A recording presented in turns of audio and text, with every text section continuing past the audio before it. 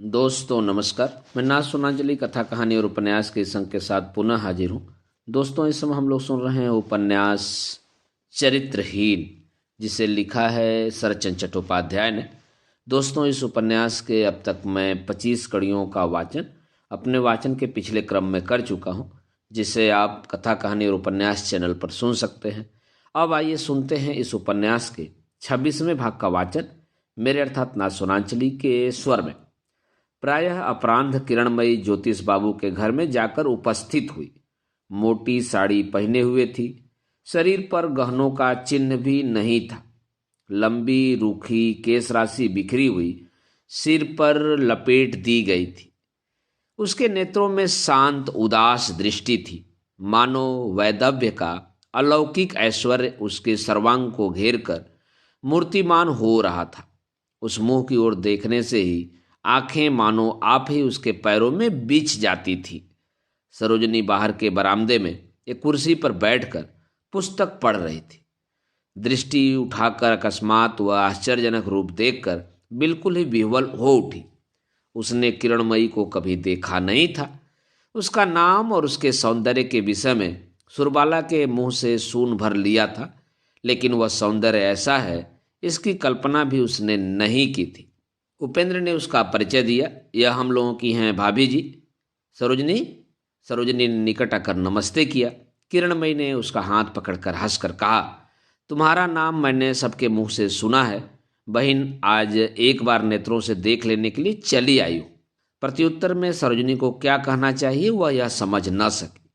अपरिचित नर नारियों के साथ मिलने जुलने वार्तालाप करने से बचपन से वह शिक्षित और अभ्यस्त है, लेकिन इस आश्चर्यजनक विधवा नारी के सामने वह चकित रह गई। किरणमयी ने उपेंद्र की ओर एक बार घूमकर देखा, बोली, आज तो समय नहीं है, अधिक देर तक ठहरने का समय न होगा। बबुआ जी एक बार छोटी बहू के कमरे में चलकर बैठें। यह कहकर उसने सरोजनी की हथेली को जरा सा दबाकर संकेत किया, लेकिन जिस आवेश में पड़कर किरणमयी आज इस असमय में सुरबाला से भेंट करने आई थी, उस उत्तेजना का कारण उससे अब छिपा नहीं रह गया था। मार्ग में आते समय उसे अनेक बार यह ध्यान आया था, उसके साथ केवल 2 ही दिन का परिचय है। इस सुरबाला का विश्वास और उसकी विद्या बुद्धि जो भी हो, अकारण ही उसके घर पर धावा बोल देने जैसा अद्भुत हास्यास्पद कार्य और कुछ भी नहीं हो सकता। इसलिए लौट जाना ही उचित है, इसमें भी उसे संदेह नहीं था। फिर भी किसी तरह लौट न सकी। किसी ने मानो खींचकर उसे उपस्थित कर दिया। अन्याय, असंगत, यह बात भी उसने मन ही मन बार बार कही, लेकिन अपनी भार्या के जिस अमूल्य ऐश्वर्य को उपेंद्र ईश्वर का सर्वश्रेष्ठ वरदान कहकर स्वीकार करने में लज्जित नहीं हुए, वह कुछ भी नहीं है। उसको वह क्षण भर में परास्त और टुकड़े टुकड़े करके उसी के नेत्रों के आगे तिनके की भांति उड़ा दे सकती है। इसको प्रमाणित करने की अदम्य आकांक्षा उसकी छाती के अंदर प्रतिहिंसा की भांति सुलग रही थी। किसी भी प्रकार वह इसको रोक न सकी। फिर भी आरंभ से ही उसको यह खटका लगा हुआ था कि सतीश से उपेंद्र का जो परिचय उसे मिला था, उससे उसका मन बार बार कह रहा था, इच्छा करने से सुरेंद्र उत्तर दे सकते थे, लेकिन उन्होंने बात नहीं कही। वह केवल मुस्कुराते रहे। क्यों, किस लिए? यह क्या केवल सुरबाला के पास ले जाकर उसको एकदम तुच्छहीन बना देने के लिए? लेकिन सुरबाला यदि कोई उत्तर न दे, पति की भांति यूं ही मुंह दबाकर हंसकर चुप रह जाए, किस प्रकार वह अपनी विजय पताका फहरा सकेगी? इस प्रकार विचार करते करते जब उसने सरोजनी के पीछे पीछे सुरबाला के कमरे में प्रवेश किया, तब फर्श पर बैठकर काशीदासी महाभारत में भीष्म जी की सरसैया पढ़कर सुरबाला रो रो कर व्याकुल हो उठी थी। एकाएक किरणमयी को देखकर उसने घबराहट के साथ पुस्तक बंद करके आंखें पोंछ डाली और उठकर खड़ी होकर उसके दोनों हाथ पकड़कर परम आदर से कहा, आओ बहन। वही चटाई पर उसे बिठाकर बोली, मैंने कल तुम्हारे यहाँ जाने का विचार किया था बहन। किरणमयी ने कहा, मैं भी इसलिए आज आ गई बहन। उपेंद्र निकट ही एक कुर्सी पर खींच कर बैठते हुए बोले, रोना चल रहा था, संभवतः वह महाभारत है। सुरबाला लज्जा से आंचल के छोर से अपनी दोनों आंखें लगातार पोंछने लगी। उपेंद्र ने कहा, क्यों तुम उस झूठी रद्दी पुस्तक को लेकर पराया समय नष्ट करती हो, या मैं समझ ही नहीं पाता। ऊपर से रोना धोना, आंखों के आंसू। बात समाप्त नहीं हुई। सुरबाला आंखें पोंछना भूलकर क्रोधित होकर बोल उठी। सैकड़ों बार तुम यह कहते रहते हो कि, उपेंद्र ने कहा। कहता हूं कि यह एकदम झूठ है और कुछ नहीं कहता। इन सब विषयों से उसको रुष्ट करने में अधिक देर न लगती थी।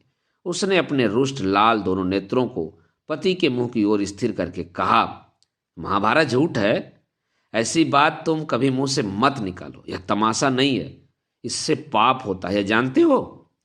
उपेंद्र ने कहा, जानता हूं, कुछ भी नहीं होता। अच्छा, इनसे पूछो, ये भी विश्वास नहीं करती।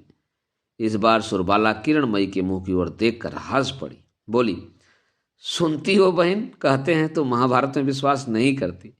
इनकी ऐसी ही बातें होती हैं बहन, कुछ भी कहते रहते हैं। किरणमयी मौन रही।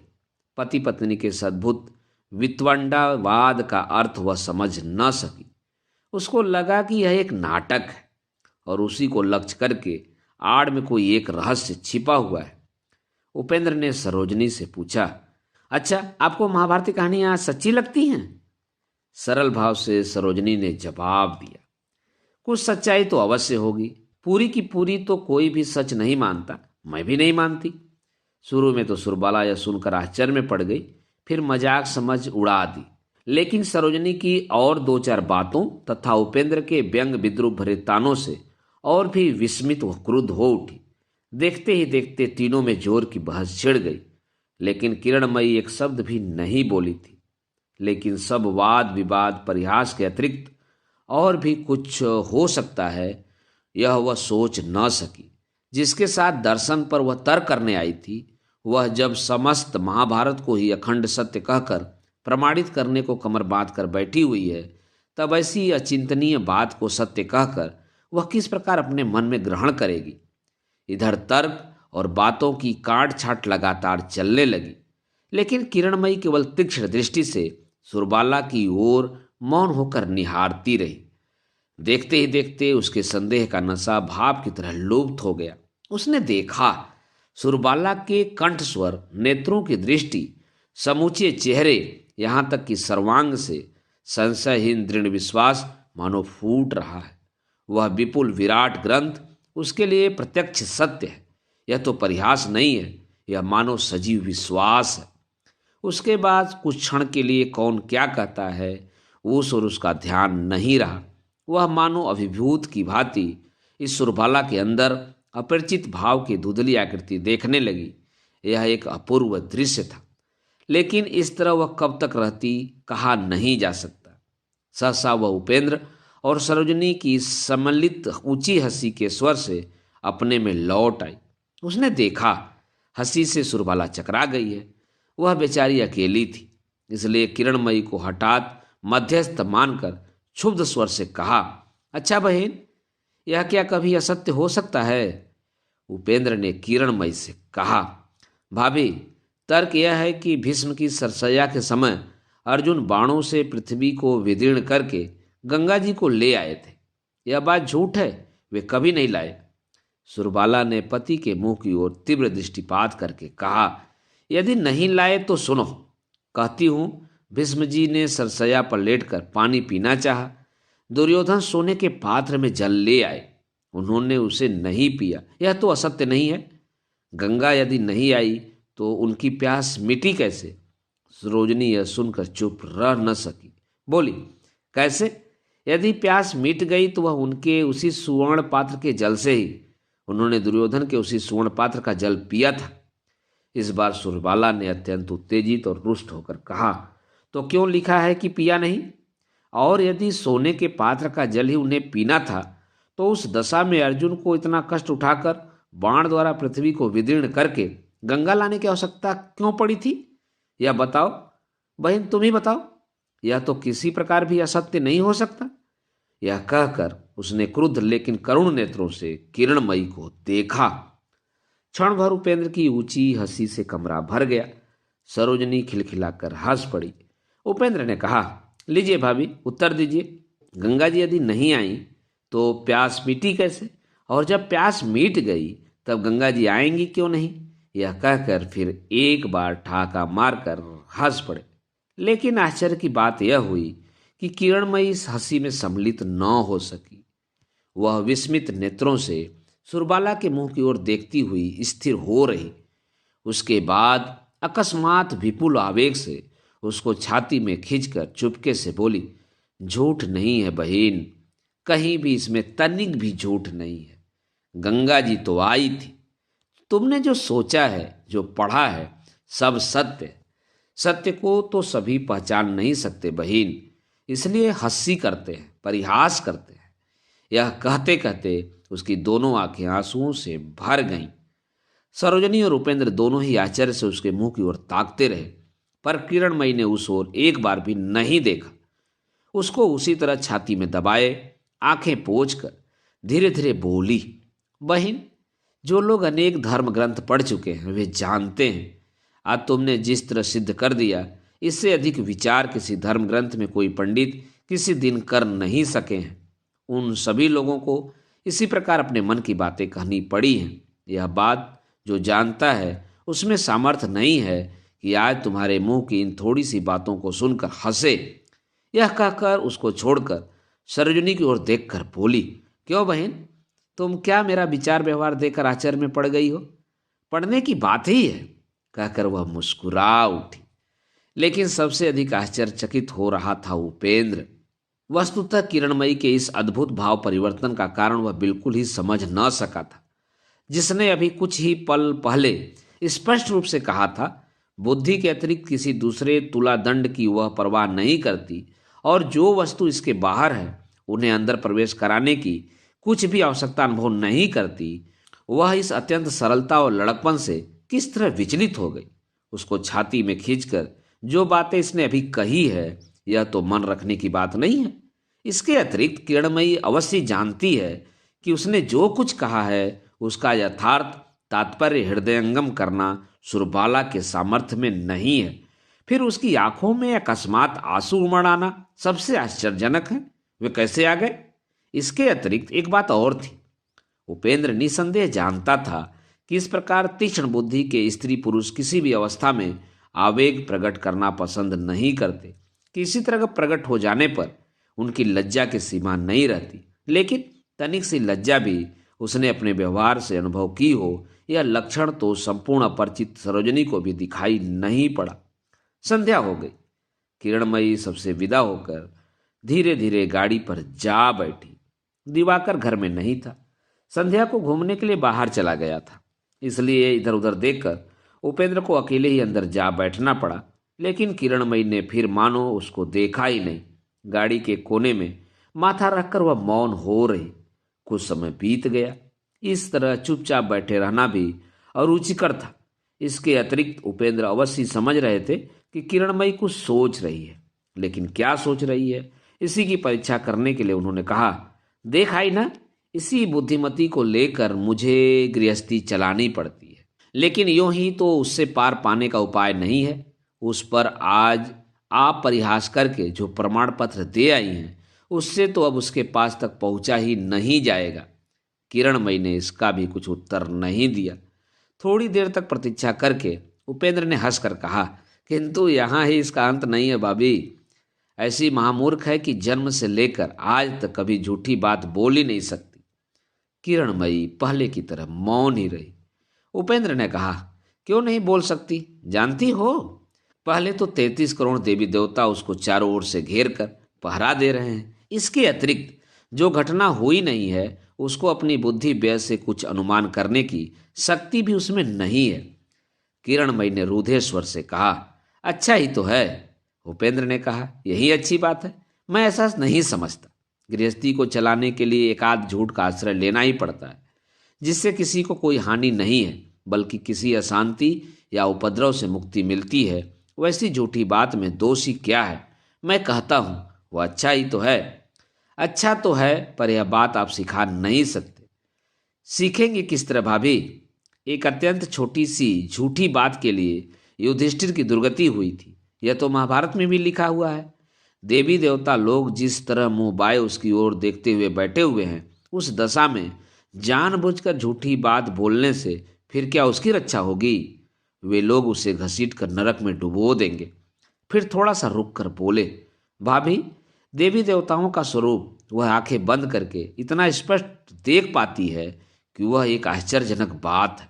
कोई ढाल तलवार लेकर, कोई शंख चक्र गदा पद्म लेकर, कोई बांसुरी हाथ में लेकर प्रत्यक्ष रूप से उसके आगे आ खड़े होते हैं। यह सुनकर तो मेरे रोंगटे खड़े हो जाते हैं, और किसी के मुंह से मैं ऐसा सुनता तो मैं झूठी मनगढ़ंत कहानी कहकर हंसकर उड़ा देता, लेकिन उसके संबंध में यह शिकायत तो मुंह से निकालने का उपाय ही नहीं है।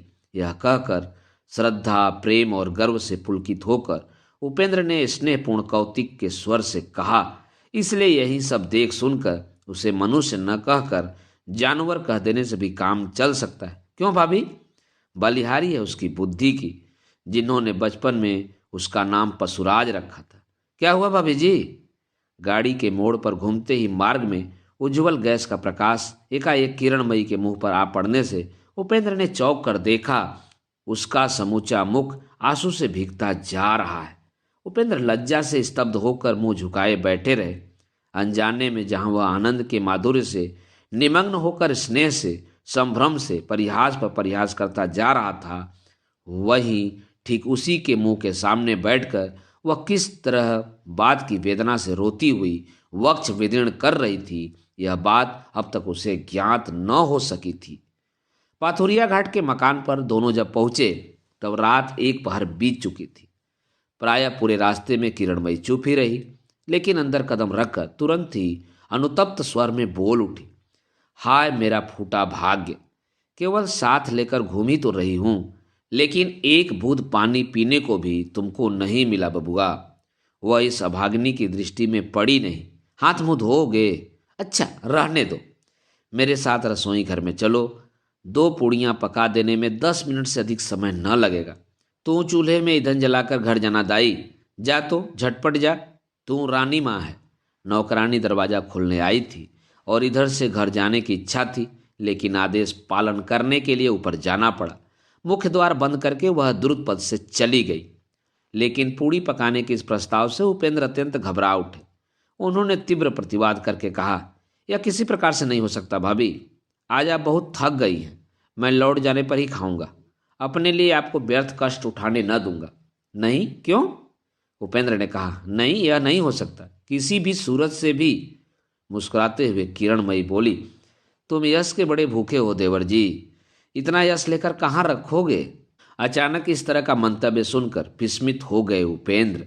किरणमयी बोली, हाँ यही तो है देवर जी, तुम चाहते हो कि तुम्हारा परोपकार इतना निर्लिप्त, इतना निस्वार्थ परक हो कि स्वर्ग नरक कहीं भी उसका जोड़ न मिले। हम लोगों के लिए तुमने जितना किया है, पाँव भी धो धो कर पीऊं तो भी तुम्हारा आपत्ति करना नहीं जचेगा, लेकिन 4 पूरी उतारने की बात पर तो सिर हिला रहे हो। तुम हम लोगों को क्या समझते हो भला? हम इंसान नहीं हैं, या हमारे शरीर में इंसान का खून नहीं है? अत्यंत लज्जित व कुंठित होकर उपेंद्र बोले, ऐसी कोई बात सोचकर मैंने मना नहीं किया था भाभी, मैं तो यूं ही। तो क्यों देवर जी? शायद घर पहुंचने की जल्दी में होश नहीं रहा। बच गए उपेंद्र। परिहास के पुनः सहज सरल हो जाने से खुशी खुशी बोले, हाँ यह बुराई तो है मुझ में भाभी, इसे मैं अस्वीकार नहीं कर सकता, लेकिन इस समय इसलिए मना नहीं किया था। मैंने वास्तव में यही सोचा था कि आज आप बहुत थक गई हैं। थक गई हूँ? भले ही थकी हूँ, यह कहकर किरणमयी फिर जरा हंस पड़ी। उसके बाद एकाएक गंभीर होकर बोली, हाय रे, आज यदि मेरे सतीश बबुआ रहते, अपनी बात अपने मुंह से कहनी न पड़ती, वह सहस्र मुख से वक्रता आरंभ कर देते। नहीं बबुआ जी, उन सब श्रांति क्लांति का शोक करने की मेरी अवस्था ही नहीं है। इसके अतिरिक्त बंगाली के घर किसी भी स्त्री के लिए यह बदनामी संभवतः लागू नहीं होती। आत्मी हो या अनात्मी हो, पुरुष का खाना नहीं हुआ है सुनने से बंगाली की लड़की मरने की दशा में रहने पर भी एक बार उठ खड़ी होती है। जानता हूँ, अच्छी तरह जानता हूँ भाभी, मान लेता हूँ कि गलती हो गई, अब और नहीं, भूख भी लगी है, चलिए क्या दे रही है खाने को? आओ कहकर किरणमयी चल दी। सास के कमरे के सामने आकर झांक कर देखा, सास गहरी नींद में सो रही थी। रसोई घर में जाकर जैसे सतीश को पीढ़ा बिठाकर बैठाती थी, उसी तरह उसने उपेंद्र को बैठा दिया। दासी चूल्हा जलाकर दूसरी तैयारियां करने के लिए बाहर चली गई तो किरणमयी ने अपने इस नवीन अतिथि को देखकर कहा, अच्छा बबुआ जी, मुझे कष्ट होगा इसलिए बिना खाए ही चले जाने का जो प्रस्ताव किया था वह यदि और कहीं किसी के सामने करते तो आज तुमको क्या सजा भुगतनी पड़ती मालूम है? उपेंद्र बोले, जानता हूं, लेकिन यहां तो वह सजा भोग करने का समय नहीं है भाभी। दासी मैदे की थाली रखकर चली गई। किरणमयी ने थाली आगे खींचकर सिर झुकाए मधुर स्वर से कहा, कहना कठिन है बबुआ जी, भाग्य में लिखा रहने से किससे क्या बात हो जाती है, कहाँ और कौन सा भोग भोगना पड़ता है, पहले से उसका कोई लेखा जोखा नहीं मिलता। भाग्य की लिखावट क्या टाली जा सकती है? नहीं बबुआ जी, वह आप ही आकर गर्दन पर सवार हो जाती है। उपेंद्र यह गूढ़ रहस्य ठीक ठीक समझ न सके, बोले, यह तो ठीक ही है। किरणमयी ने भी उस समय कोई बात नहीं कही। एक बार केवल उपेंद्र के मुंह की ओर देखकर आंखें झुकाकर मैदा गूंथने लगा मानो वह चुपके चुपके हंस रही है। कुछ देर तक चुपचाप काम करते करते एकाएक आंखें ऊपर उठाए बिना ही उसने कहा, अच्छा, आज इतना आडंबर रचकर बहू को दिखाने के लिए ले जाने का क्या मतलब था, बताओ तो। उपेंद्र ने आश्चर्य में पड़कर कहा, आडंबर दिखावा तो मैंने कुछ भी नहीं किया भाभी। किरणमयी बोली, तो संभवतः कहने में मुझसे गलती हुई। कहती हूं, इस प्रकार छल चातुरी करने की क्या आवश्यकता थी? उपेंद्र ने कहा, छल चातुरी मैंने क्या की? किरणमयी ने कहा, वही जैसे कि मूरख उरक तरह तरह की बातों का जाल रचकर, किंतु झूठी बातों की काट छांट करने से अब क्या होगा बबुआ जी। उस बहू को यदि मूर्ख ही समझते हो तो इस भाभी का भी कुछ तो परिचय पा गए हो, इतनी सरलता से भुलावे में डाल सकोगे ऐसा सोचते हो? नहीं, यह तो मैंने नहीं कहा। किरणमयी ने मुंह पर उठाकर देखा, क्योंकि जिस तरह छोटा सा उत्तर उपेंद्र देना चाहते थे उस उत्तर को वह दे न सकी। इच्छा न रहने पर भी उनका कंठ स्वर गंभीर हो गया, लेकिन किरणमयी ने इसे लक्ष्य किया या नहीं यह पता नहीं लगने दिया और उसी तरह परिहास के स्वर में कहा, तो उपेंद्र अपने कंठ स्वर की गंभीरता अनुभव करके लज्जित से हो उठे थे। इस बीच उन्होंने भी अपने को संभाल लिया, हंसकर बोले, भाभी, आपको धोखा देना क्या सहज है, लेकिन छल चातुरी न करने से तो आप जाती नहीं। मैं कितनी बड़ी मूर्ख को लेकर गृहस्थी चलाता हूं, यह तो आपको बिना देखे पता न चलता। किरणमयी ने कहा, वह देखने से मेरा लाभ? उपेंद्र बोले, लाभ आपका नहीं है, लाभ है मेरा। सभी अपना दुख जताकर दुख कम कर देना चाहते हैं, मनुष्य का स्वभाव यही है। इसलिए छल चातुरी करके यदि दुख भी मैंने दिया हो तो आपकी कृपा प्राप्त करने के लिए और किसी कारण नहीं। किरणमयी कुछ देर तक मौन रही। उसके बाद उसने बातें कहीं, किंतु मुंह ऊपर उठाकर देखा नहीं। कहा, अब तो मैं पार नहीं पा सकती बबुआ जी, यह अभिनय अब बंद कर दो ना। अपनी मूर्ख बहू को मूर्ख समझकर यदि कुछ कम प्यार करते तो संभवतः और कुछ देर तक ये बातें सुनी जा सकती थी, संभवतः कुछ कृपा भी तुम पा जाते। लेकिन सतीश बबुआ के मुंह से मैं सब सुन चुकी हूँ। यह तो अच्छी बात है, उसको खूब प्यार करो, लेकिन इसलिए क्या इस तरह ढोल पीट कर घूमना ठीक है? तनिक भी रुकावट हिचक नहीं होती? यह बात सुनकर उपेंद्र क्या कहे क्या सोचे इसका निश्चय ही न कर सके। यह कैसा बोलने का ढंग है, यह कैसा कंठ स्वर है। परिहास तो यह किसी प्रकार भी नहीं है, किंतु यह क्या है? व्यंग है, ईर्ष्या है, विद्वेष है।